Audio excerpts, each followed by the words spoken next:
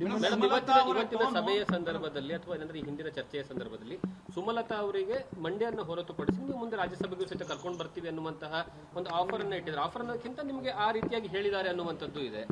ಸಂಧಾನ ಮಾಡೋ ಪ್ರಯತ್ನ ಅನ್ನುವಂಥದ್ದು ಸಂಧಾನ ಮಾಡೋ ಪ್ರಯತ್ನ ಅಂತಲ್ಲ, ಇದು ಒಂಥರ ಮ್ಯೂಚುವಲ್ ಒಂದು ಡಿಸ್ಕಷನ್ ಆಗಿತ್ತೆ ಹೊರತು ನಾನು ಈ 5 ವರ್ಷಗಳಲ್ಲಿ ನನ್ನ ಜರ್ನಿ ಯಾವ ರೀತಿ ಇತ್ತು, JDS ಅಲಯನ್ಸ್ ಆದಮೇಲೆ ನಮ್ಗೆ ಯಾವ ರೀತಿಯ ಒಂದು ಚಾಲೆಂಜಸ್ ಇರುತ್ತೆ ಕಾರ್ಯಕರ್ತರ ಒಂದು ವಿಷಯಕ್ಕೆ ಬಂದಾಗ, ನನ್ನ ಕಾರ್ಯಕರ್ತರು ನನ್ನ ಬೆಂಬಲಿಗರು ಏನಿದ್ದಾರೆ ಏನೇ ಇರಲಿ ಅವ್ರಿಗೂ ಒಂದಷ್ಟು ನಾನು ಆಶ್ವಾಸನೆ ಕೊಡಬೇಕಾಗಿರುವಂಥ ಒಂದು ಸಂದರ್ಭ ಇರೋದ್ರಿಂದ ನಾನು ಯಾವುದೇ ಕಾರಣಕ್ಕೂ ಅವ್ರನ್ನ ಬಿಟ್ಕೊಡಲ್ಲ ಅನ್ನೋಂಥ ಮಾತನ್ನು ನಾನು ಹೇಳಿದ್ದೀನಿ.